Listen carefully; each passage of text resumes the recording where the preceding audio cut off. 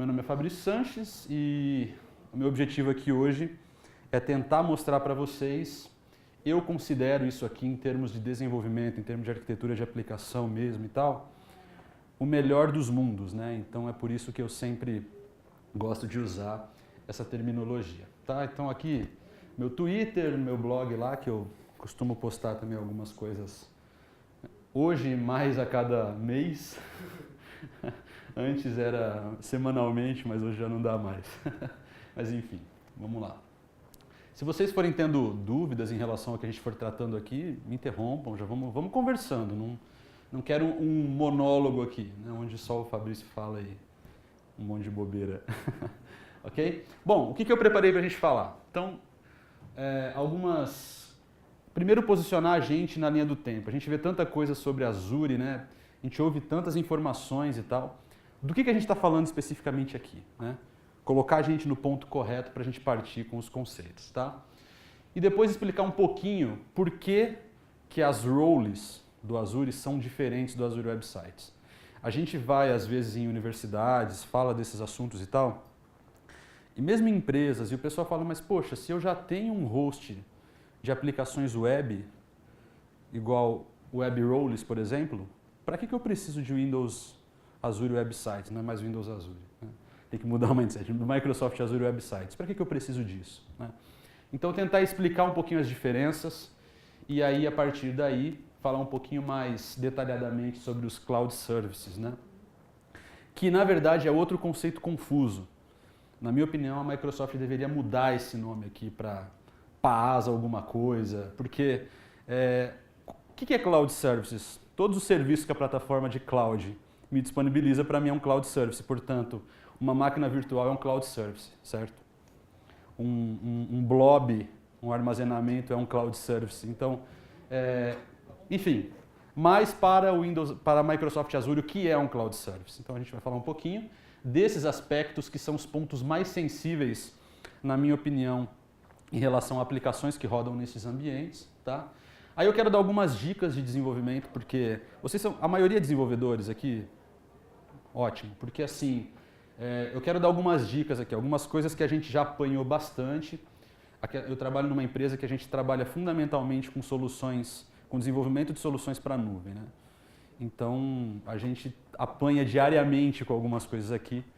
Então eu quero deixar algumas dicas com vocês, para vocês usarem aí no dia a dia, tá?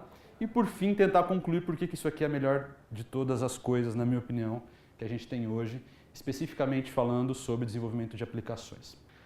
Bom, vamos lá. Já viram essa imagem aí, não? Hã? A gente tem uma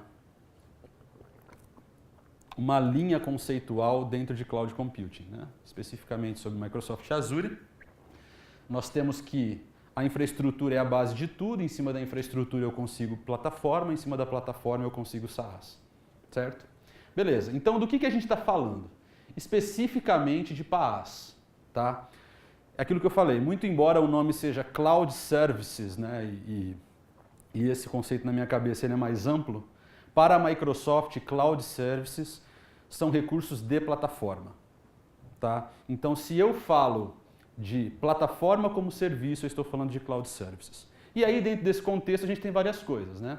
A gente tem dentro de Cloud Services os Cloud Services, que são, abre parênteses, as Worker Roles e as Web Roles, tá? A gente vai chegar lá. Eu tenho SQL Server como serviço, né? Então eu tenho lá, eu vou montar um ambiente aqui rapidinho, em 5 minutinhos depois para vocês verem como que a gente cria um banco, cria uma aplicação, faz o deployment, e esse negócio está online rapidamente, né? Não dependo mais da infra para nada, tá? Websites é um serviço de plataforma, armazenamento, não sei se vocês já viram alguma coisa aí hoje sobre blobs, tables, esse tipo de coisa. Tá? Mobile Services, que o Victor falou já de manhã. Media Services, alguém falou alguma coisa sobre Media Services? Teve, né? Cara, sensacional isso também, para fazer streaming de vídeos, esse tipo de coisa. Enfim, qualquer outra coisa que a gente está falando de plataforma, certo? Bom, a gente vai manter o foco lá em cima, portanto. Então, a primeira coisa que eu preciso que vocês entendam é PaaS dentro do Azure, eu tenho Cloud Services, tá? Dentro do Cloud Services eu tenho Cloud Services. E aí Cloud Services... pois é, recursividade, já que é para dev... pois é, nunca tinha pensado por esse ângulo. Já que é dev que vai olhar para isso, né? Recursivo. Beleza. Então aí, ó, tendo esse mindset, a gente evolui para essas duas coisas, tá? E aí eu quero falar um pouquinho mais detalhadamente sobre cada um desses aspectos.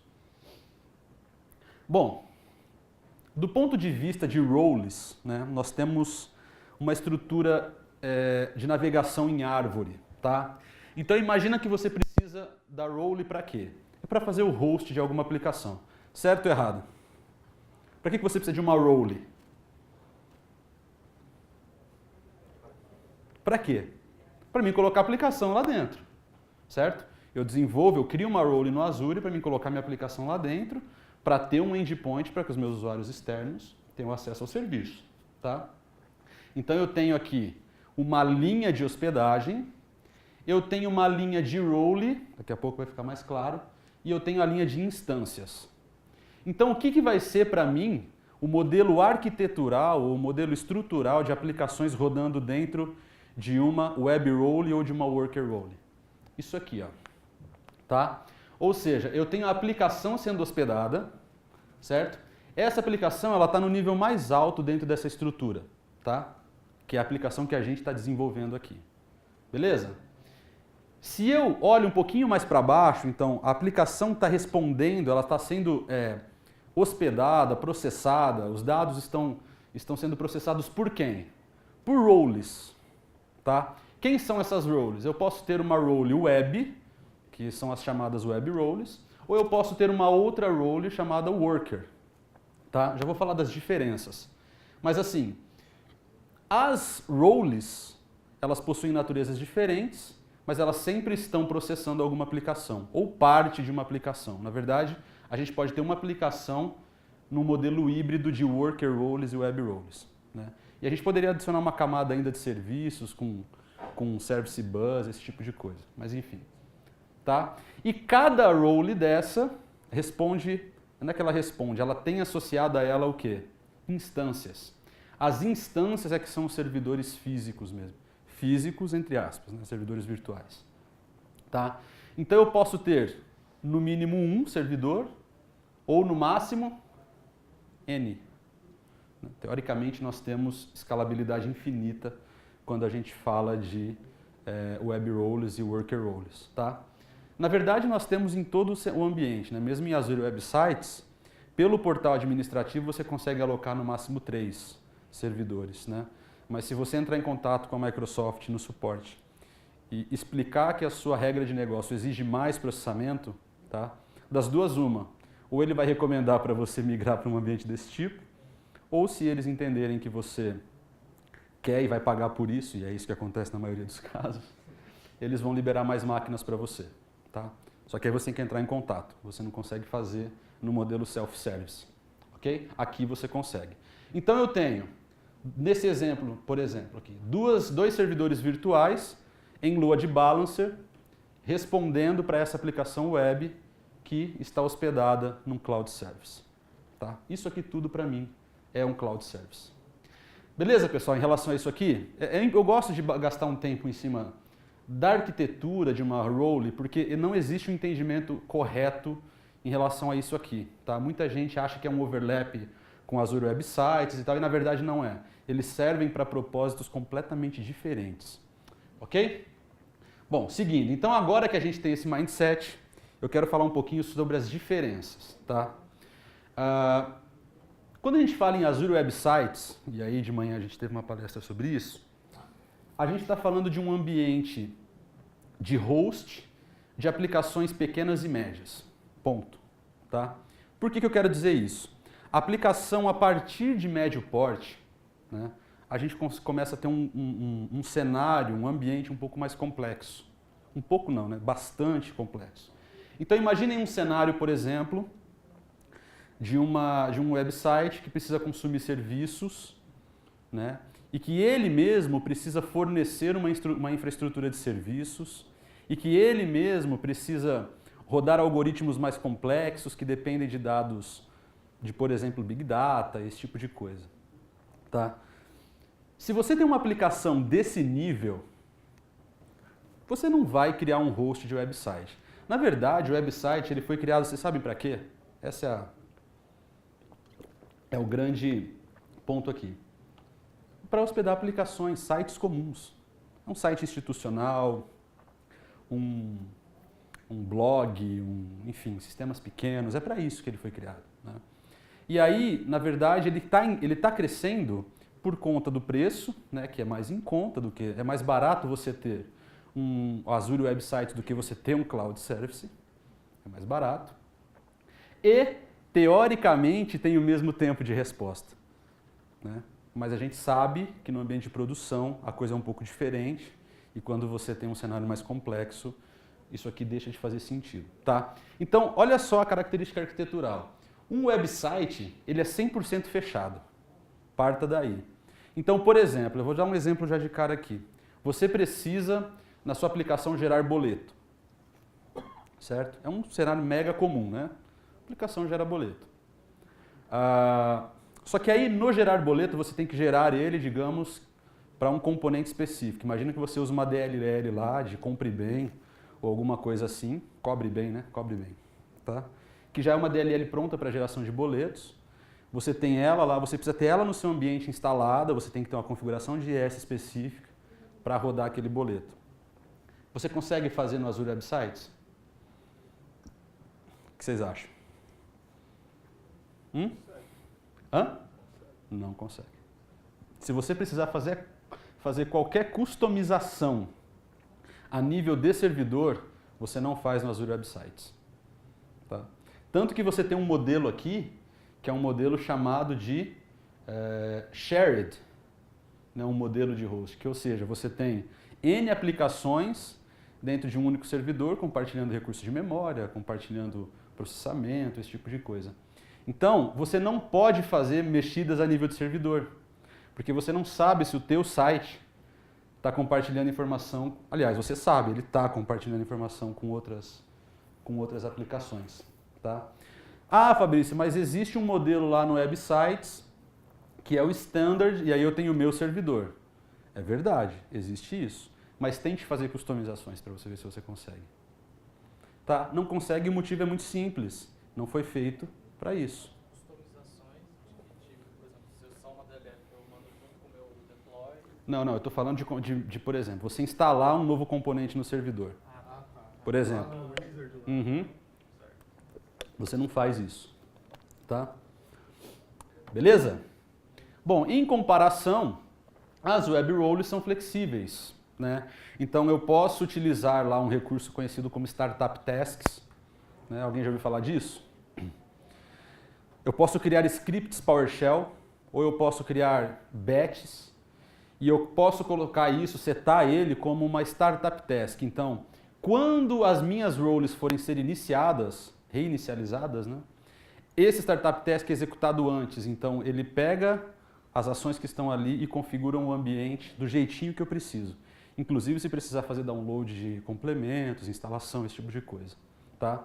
Então aqui, hoje na versão atual também dos Web Roles, eu consigo habilitar lá no momento do deployment, se eu quero habilitar o RDP para essas máquinas, o RDC, desculpa, para essas máquinas. Tá? Então eu posso fazer administração hoje tanto gráfica mesmo, como posso utilizar Startup Tasks. Qual que é o grande problema de fazer atualizações via RDC? Aqui. E aí eu vou entrar em maiores detalhes daqui a pouco. Mas o grande problema é que isso aqui ó, é stateless.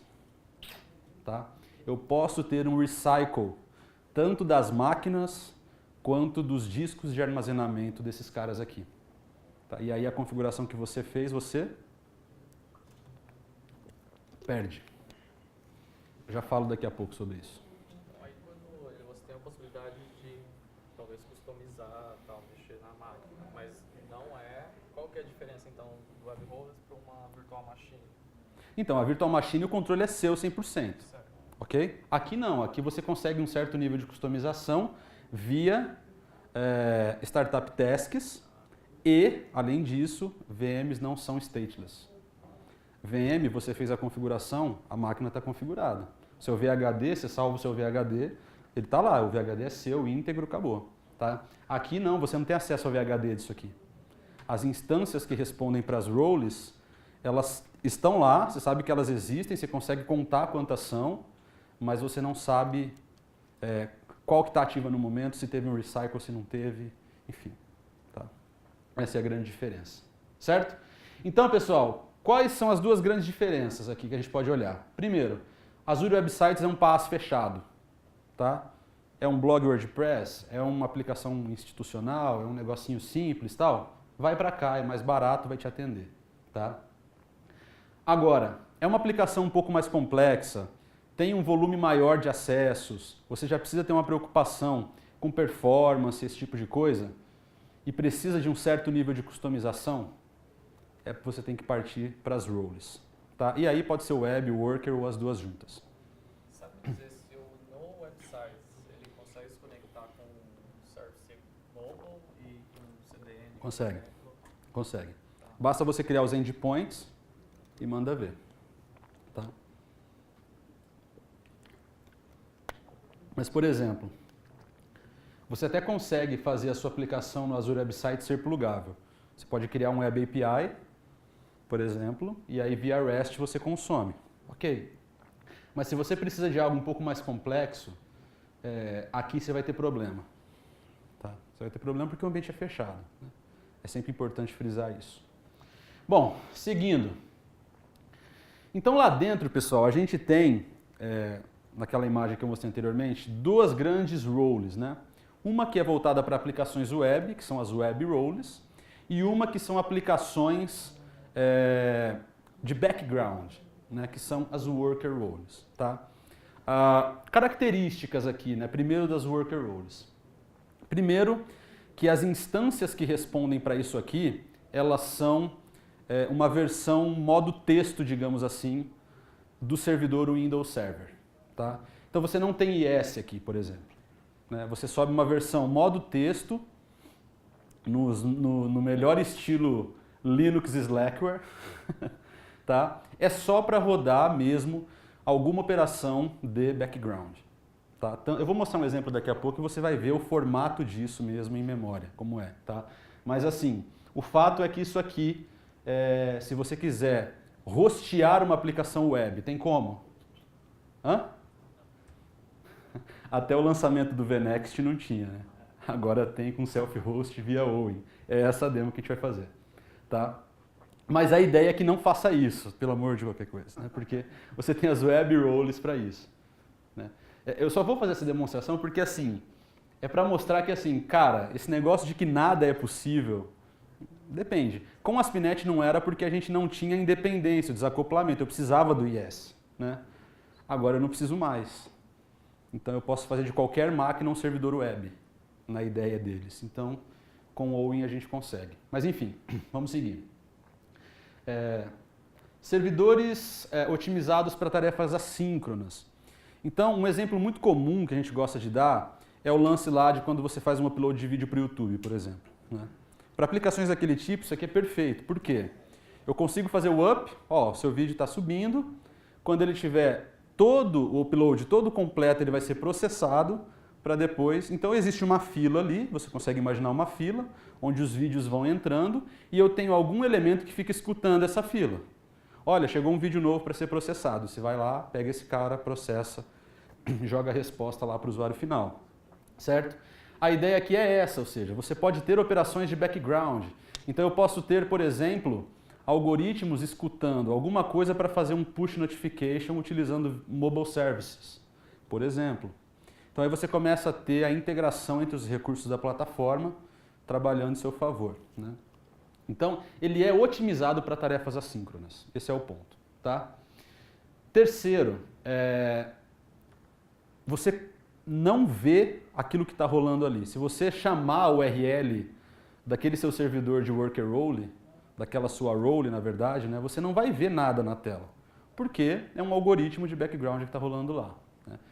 Então você tem essa característica também, e você pode escolher tanto a dimensão quanto a quantidade de máquinas que vão responder para a sua role. Então eu posso ter uma worker role com 3 instâncias do tipo A3, por exemplo. ou mais parrudas, né? Imagine que você está rolando um algoritmo em background de previsão do tempo, né? Um algoritmo mega complexo, você tem um alto nível de processamento e você quer pegar esse resultado no final das contas lá, né? Eu me lembro de quando eu fiz mestrado que a galera queria, por exemplo, medir, existia um cálculo lá que os caras faziam, eles pegavam os sinais de áudio de N pessoas, tá? E esse sinal de áudio era convertido para um vetor de números, né? Via um processo matemático lá. Então eles pegavam lá esses N vetores que eram recolhidos de 1 milhão de pessoas, colocavam num algoritmo, esse algoritmo ficava processando para tentar encontrar uma curva média entre essas ondas, tá? Um algoritmo mega complexo e mega lento, isso demorava semanas. E eu lembro que os caras colocavam isso num cluster que tinha lá na USP. Nossa, um computador de $100 mil, um negócio... Cara, tá aqui. E olha como era, né? Tipo, o algoritmo era em C++, né? Então ele gerava lá um número, só que o C++, né, cara, é aquela coisa, né? Para você conseguir colocar uma informação na tela de modo gráfico, você precisa escrever um livro de código, né? Então, aí os caras faziam uma interface em Java, cara, era um inferno.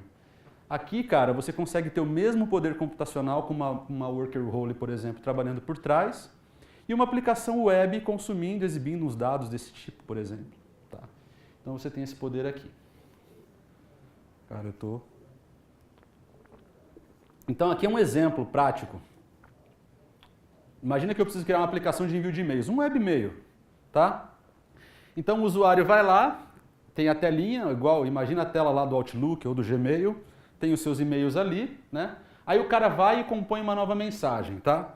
Essa nova mensagem, ela entra para uma tabela de mensagens, por exemplo, e vai o corpo dessa mensagem e eventuais anexos para um blob lá no Windows, no Microsoft Azure. Vocês tiveram palestra de armazenamento aqui? De blob, tables, essas coisas.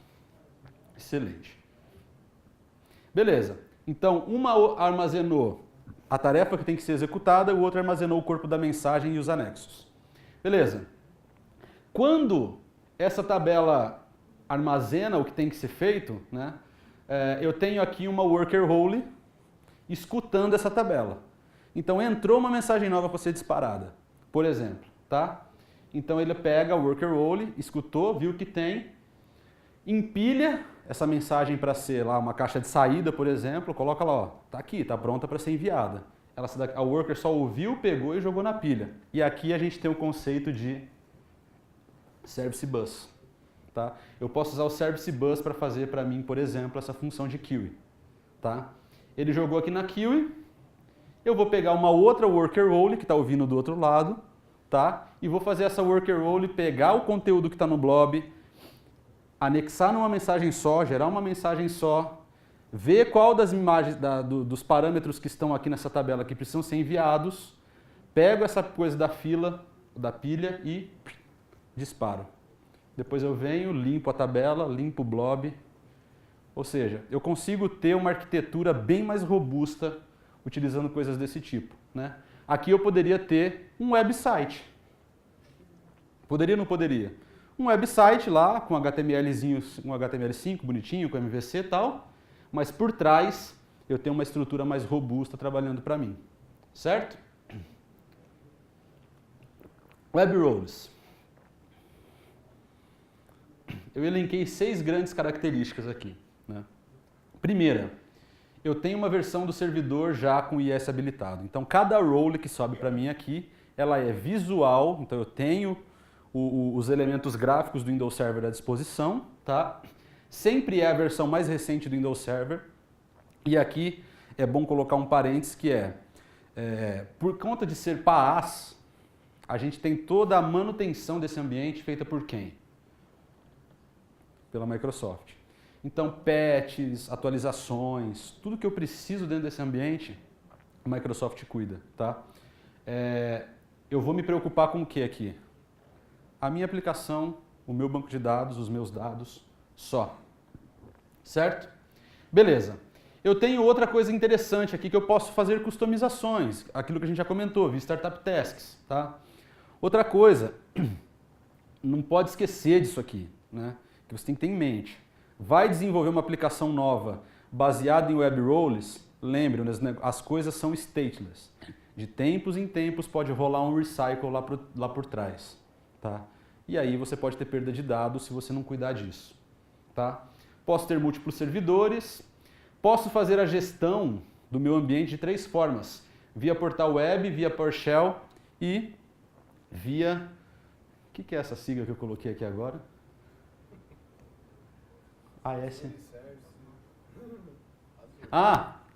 Azure Service Management API.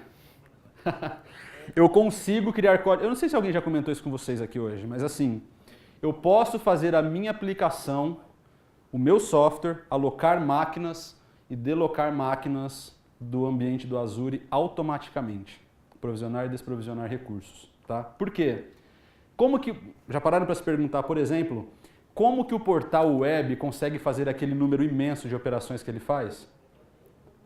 Então, o que a Microsoft fez? Criou uma API dos recursos do Azure, essa API é REST, então você consegue trabalhar simplesmente com ela e você pode fazer o seu portal de administração do Azure, por exemplo.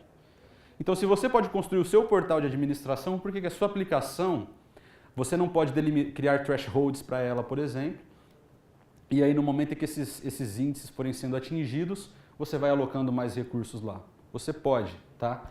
Com o Azure Web Sites, não. Tá? Então, esse que é o ponto, ok? Então você tem uma flexibilidade bacana no gerenciamento, tá? E você tem 2 opções de deployment, você pode gerar um pack do Visual Studio e aí fazer o upload dos 2 arquivos de configuração via portal. Na verdade são 3, né? Você também pode fazer deployment via PowerShell. E você pode fazer o deployment via Visual Studio utilizando a ferramenta de Web Deploy, ok? Bom, então a gente pode ter um exemplo básico aqui de imagina uma aplicação onde você tem médicos cadastrados, especialidades cadastradas e cidades cadastradas e aí o usuário quer buscar especialidades de acordo com buscar médicos de acordo com as especialidades e tal, por cidade. É uma aplicaçãozinha simples, tá? Então você pode ter lá o cliente chegando numa interface web, né? Essa aplicação está hospedada numa web role, ela é uma aplicação MVC, que tem uma resposta de N instâncias para ela, tá? Tudo isso em load balance automático, ok? E aí você pode ter ela consumindo um banco de dados que pode estar num SQL Azure ou não, ele pode estar numa máquina virtual com Oracle ou outra coisa que você queira, tá? E você pode ainda consumir serviços para essa aplicação. Tá? Então a gente tem pode ter esse tipo de modelo também. E a gente poderia ter uma worker roller do lado aqui, fornecendo esse serviço que a gente precisa. Enfim, a gente poderia ter N coisas aqui. Tá? Falar um pouquinho sobre stateless. Essa é uma característica importante de ter na cabeça. Tá? As web rollers possuem instâncias. Então as instâncias, elas são servidores. E no Azure tudo é serviço. Então, um servidor, o HD de um servidor é um serviço de armazenamento. É uma conta de armazenamento. Tá? Só que, como essas contas de armazenamento de servidores virtuais, como elas respondem para um servidor e elas são elementos não acoplados, eu posso comprar, por exemplo, mais armazenamento e anexar, atachar na minha máquina virtual. Tá? Como existe esse desacoplamento, o que o Azure faz especificamente para as roles? Ele fala que o armazenamento é stateless. Tá? Então imagina o seguinte, o data center faz um defrag lá, tá? Para otimizar espaço de armazenamento, esse tipo de coisa. O Azure se dá o direito, ele se reserva o direito de fazer o recycle dos seus armazenamentos se for preciso. Isso não quer dizer que a sua aplicação vai ficar fora do ar. Isso não quer dizer que a sua aplicação vai perder desempenho. Não. O gestor automático ali dos recursos vai garantir a sua aplicação no ar. Então, se aquela conta de armazenamento caiu, outro servidor assume com a conta de armazenamento também. Entretanto, aquilo que você tinha no disco anterior será perdido, né? se você não tiver feito uma startup task antes, para reconfigurar no momento em que esse disco for subir, tá? Então, é preciso ter isso na cabeça, tá?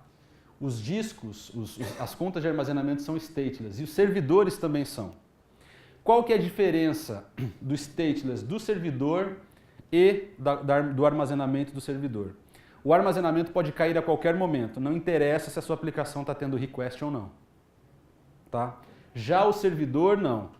Ele só faz recycle, se for preciso, quando aquele servidor não estiver tendo demanda de requests. Então o servidor está lá de bobeira e precisa acontecer um recycle, ele vai lá e mata o cara. Tá? Já com a conta de armazenamento é diferente, ele mata a qualquer momento. Tá? É importante ter essa diferença na cabeça. Ok? Então aqui só alguns motivos, né, pelos quais o data center pode fazer um recycle nos seus armazenamentos. Então pode estar acontecendo um recover, por exemplo, teve uma falha de hardware, tá, onde vários armazenamentos estão centralizados. Vai trocar um hardware e tudo mais, o que vai acontecer? Esse armazenamento anterior vai ser espalhado por outros servidores, mas só que para isso ele precisa fazer recycle, né?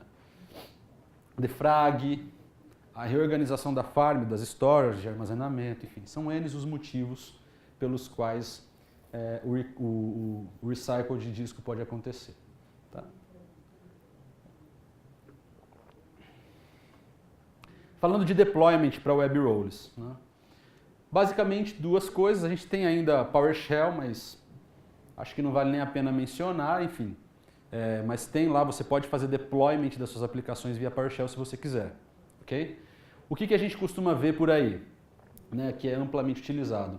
Utilizar a ferramenta de deployment do Visual Studio, o Serrada já mostrou um pouquinho de como isso funciona. Você mostrou na sua palestra deployment para o Azure? Mostrou, né? Mostrou via Git. Pode fazer daquela forma, tá? Você pode fazer via Web Deploy tradicional, se você não tiver um Source Control ativo lá, enfim, tá? Ele falou até que você pode fazer via... Mas para websites eu acho que isso não está disponível para web... Fazer via Release Management para o Azure, só que com o TFS on-premise. Tá. Mas você não consegue fazer para uma web role via Dropbox, né? Para web role não. Não. É mais para websites mesmo. Então aqui basicamente você tem via Web Deploy mesmo, né? A gente vai fazer uma demonstração daqui a pouquinho aqui, tá? E pelo portal do Azure, como eu já falei, você gera um pack, pega os dois arquivos de configuração e faz um upload simples. Tá? Então aqui só uma visão de como isso pode acontecer no Visual Studio. E os dois arquivos que são os responsáveis por subir o pack uma vez que você faça o upload deles. Tá? Gerenciamento. Né? Como que você pode gerenciar o seu ambiente de web roles e worker roles? Tá? Três formas basicamente. PowerShell, sempre, né? PowerShell. E aí para você rodar o PowerShell você precisa instalar lá o Azure SDK, né? Aí ele vem junto já com um grupo de CMDLETs para você administrar. Tem os caras que gostam disso, eu respeito. Tá? Os caras que gostam de digitar lá e tal, eu respeito, normal. Eu prefiro ir lá, clicar com o botão direito, pô. Não é não, Cearas? Falei, ganha um tempão, né? Você pode fazer via portal administrativo, né? Eu vou mostrar aqui um pouquinho do que você pode ter ali de informação. Agora esse portal já pode estar com um X aqui, né? Porque já tem um novo que vai entrar no ar em breve. E você pode fazer via API de gerenciamento. Então, se você não gosta do que a Microsoft te entrega para você gerenciar, PowerShell não gosto do portal administrativo do Azure, cara, eu vou construir o meu portal. Beleza. A API está aberta, tem todo o material online para isso aqui, você pode construir o seu portal. Tá? Então, vamos lá. Vou fazer basicamente duas coisas, né? Uma mostrando o emulador. Vocês já viram o emulador do Azure local? Chegaram a ver já? Tá, vou mostrar isso. Para a web e para o worker, tá? Um exemplo, e vou dar uma visão para vocês do portal administrativo, do que ele oferece aqui para a gente cuidar dos recursos. Então eu vou chamar aqui, acho que já está até aberto aqui, já está. Esse é o portal administrativo atual, essa é a versão estável do portal administrativo, portanto aquela que o Serradas mostrou está em preview, então pode acontecer bugs e tal. Para usar em produção, é isso aqui que nós temos, ok? Bom, está aqui o meu portal do Azure. Vamos lá. Cloud Services, ok? Então, eu vou pegar um Cloud Service que eu tenho aqui já, que é o da demonstração, que é uma worker role, tá? Então, eu tenho algumas informações para administração aqui, ó. Aqui eu tenho uma visão geral, endpoints, a URL que ela está respondendo e tudo mais, né? Eu não tenho um IP fixo nesse caso. Eu tenho um IP que pode variar. Por que o IP varia aqui? Porque as máquinas sofrem recycle, né? O DNS muda, né? O IP interno vai mudar. A cada recycle que acontece, o IP interno muda. Então eu preciso ter um DNS lá, um label que responda para mim, tá? Então eu posso ter controles de monitoria, de visualizar o que está acontecendo dentro do meu ambiente e tal. Posso fazer configurações. Então eu posso dizer se eu quero uma configuração de log mínima, se eu quero uma mais detalhada. Enfim, uma série de informações aqui eu posso configurar. A versão do meu servidor, tá? Então note, ele está falando para mim, olha, o seu sistema operacional atual é o Windows Server 2002 R2, entretanto, se eu quiser que ele opere no 2008 R2, ele vai operar. A única coisa que ele faz é matar essa máquina, reinicia esse servidor e traz para o ar de novo, tá? Enfim, posso fazer esse tipo de configuração. Posso fazer o scale. Esse scale pode ser feito via portal. Você pode definir thresholds para esse negócio. Então, eu posso falar, ó, eu quero que você aloque. Aqui ele está limitando a 20, por exemplo, mas se você quiser mais, suporte do Azure, eles liberam quantas você quiser. Mas você pode falar, eu quero, por exemplo, 15 máquinas, que você vai alocar até 15 máquinas, quando o meu CPU estiver no máximo em 80%, de 60% a 80%, tá? De recursos, e você vai fazendo o alloc automático desses caras de acordo com essa regra, por exemplo. Okay? Você pode definir esse tipo de coisa. Deixa eu dar um descarte aqui. Aqui você tem uma visão das instâncias. No caso desse exemplo aqui, eu só tenho uma instância rodando, tá? Mas eu poderia ter N. Recursos linkados. Então eu posso ter, poxa, eu tenho, por exemplo, uma conexão a algum banco de dados linkada direto da worker, por exemplo. Poderia ter, tá? Nesse caso não tenho. Eu posso utilizar certificados, olha que bacana. Eu posso validar alguma informação via SSL aqui dentro se eu quiser, por exemplo, tá? Enfim. Ok?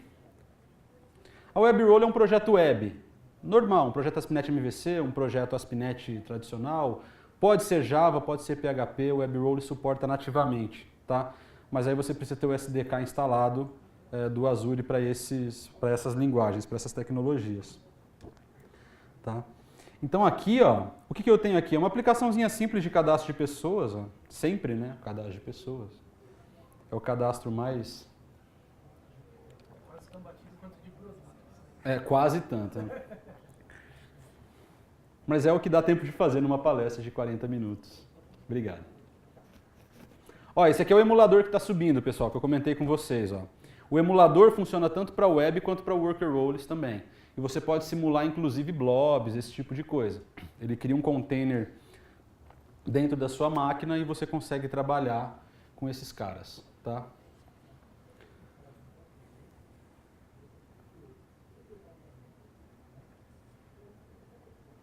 Então ele vai te entregar um endereço aqui, ó, um localhost qualquer coisa, tá? E quando você der o publish via Visual Studio, ele vai converter isso para o real que você tem lá, né? Então ele vai considerar o seu endereço na produção ou no ambiente de staging também que você pode fazer, tá? Mas o fato é que aqui localmente você tem algumas visões de como o negócio vai funcionar. Isso aqui é legal, porque às vezes você não quer comprar o Azure para testar a aplicação rodando lá dentro, certo? Então você vai e faz uma simulaçãozinha na sua máquina, né? Então, ó, ele fica aqui, ó, visível. Ó, Show Compute Emulator UI, tá? Vamos lá, eu estou dando ESC. Ok. Então eu vou exibir esse cara. Aqui está ele, ó. Então, aqui você vai ter algumas informações sobre o seu ambiente em execução, tá? No caso aqui, ó, eu tenho um deployment ativo, ok? Aqui ele vai contando quantos deployments você faz, tá? E aqui você pode ver alguns detalhes. Então, por exemplo, ó, deixa eu voltar aqui. Eu vou clicar em Service Details. Então ele vai me dar algumas informações aqui, ó.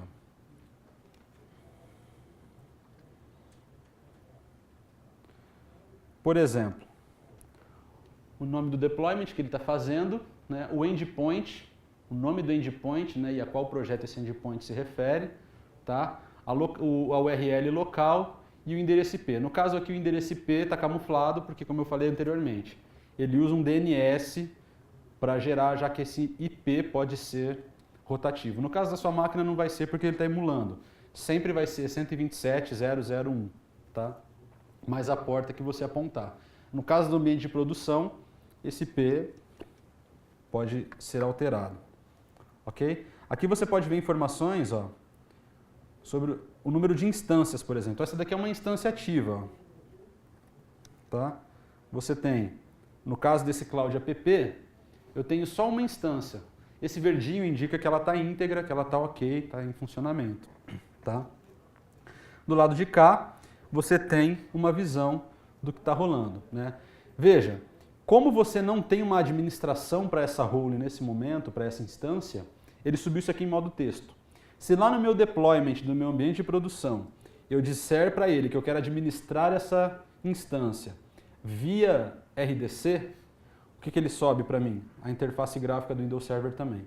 Né? Ele sempre vai subir a versão mais enxuta possível, tá? Para você conseguir ter mais performance, esse tipo de coisa. Ok? Para você deixar a memória do servidor mais livre.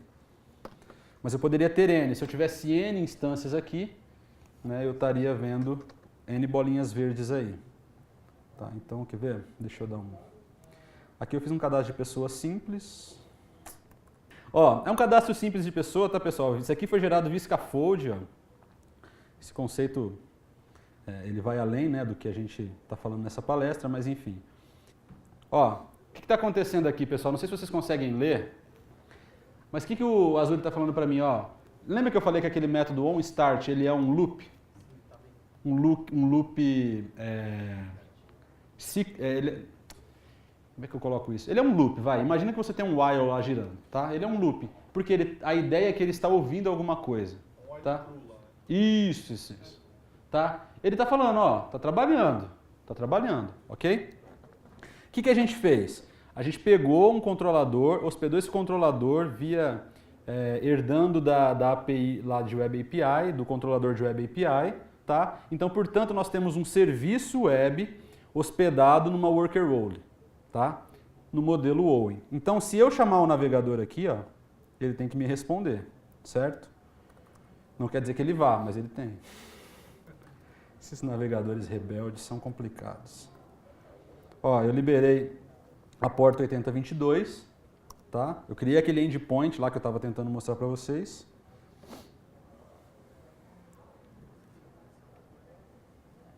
Ó, beleza. Ele respondeu. Respondeu com nada, mas respondeu. Então, se eu colocar aqui, ó, o nome do meu controlador é exemplo, tá?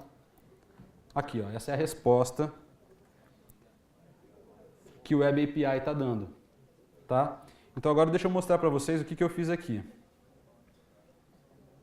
Ah, claro, deixa eu mostrar o emulador. Olha o deployment que ele fez aqui, tá? Então, ó, tá girando o negócio aqui. A worker role está lá, trabalhando, certo? Eu tenho uma instância ativa trabalhando para essa worker, tá? Tenho a máquina aqui, tá vendo? É uma máquina modo texto, que ele subiu, um Windows Server, tá? E aqui em cima eu tenho os detalhes do serviço, ó, do mesmo jeito. Ele tem que responder para uma URL, certo? Então, quando eu maximizo isso aqui,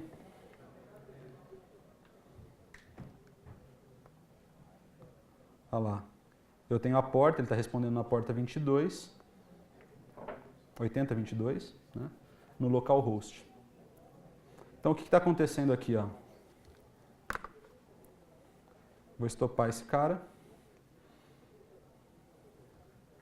O que a gente fez aqui? Deixa eu ver as propriedades aqui. Ó.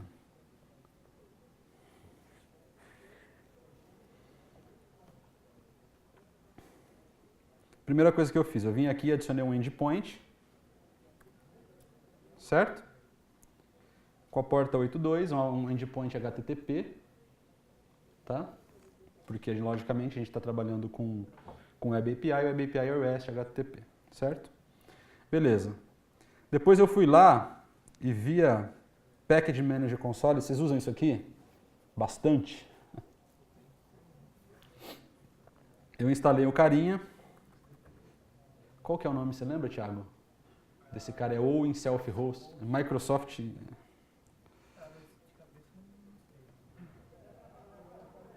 Install Package, é Microsoft.aspinet, eu acho. .owen.self-host. Acho que é isso. Isso aqui, ó. Tá? Não é esse aqui, não. Ah, o host está errado. Pô, não é esse também, não. Enfim, é alguma coisa assim, que eu não me lembro exatamente, tá? Instalei esse cara adicionou todas as DLLs que eu precisava no meu projeto para hospedar essa aplicação Owen, tá? E aí eu fui lá e adicionei esse carinha aqui, ó. Esse controlador.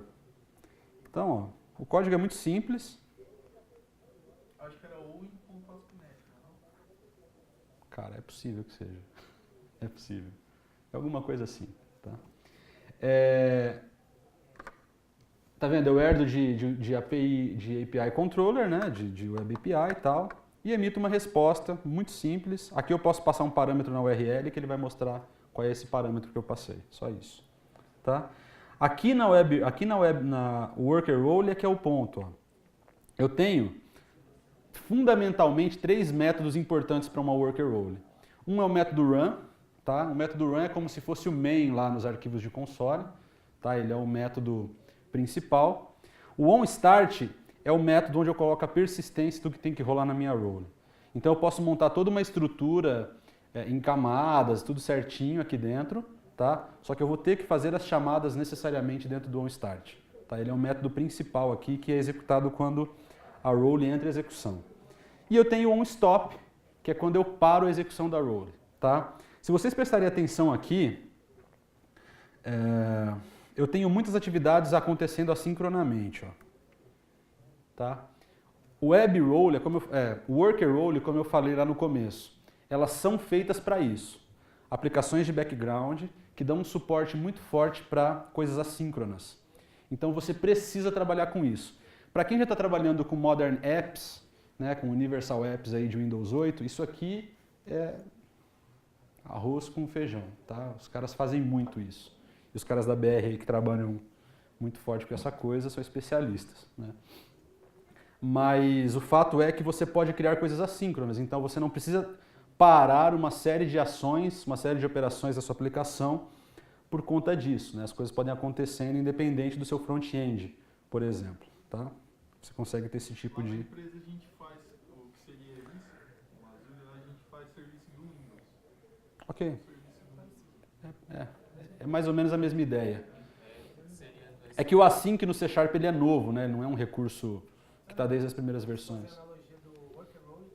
O Worker Role? Ah, ok.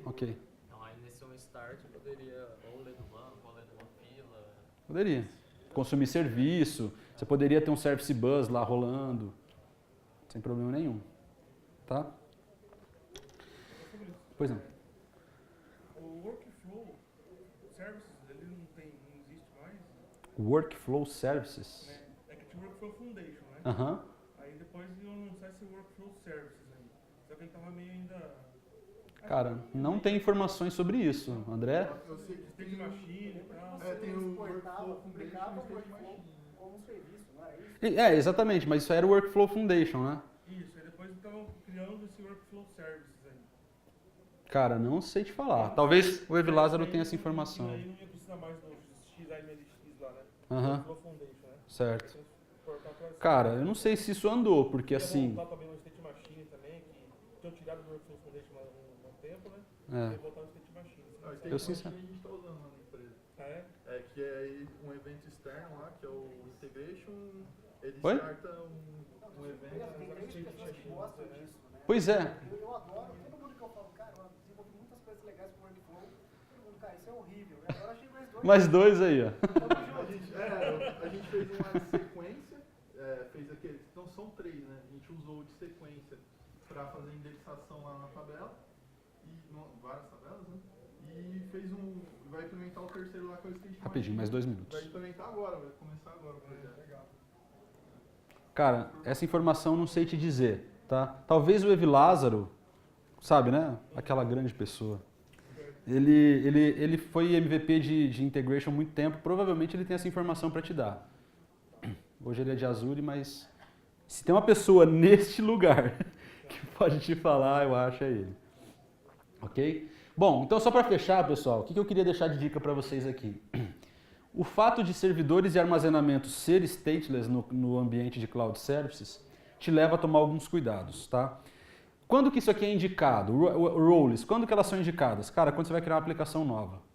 Aplicações legadas, 99% dos casos é IaaS, tá? Como é que você pega uma aplicação que tem N dependências e leva para um modelo mais fechado? Difícil.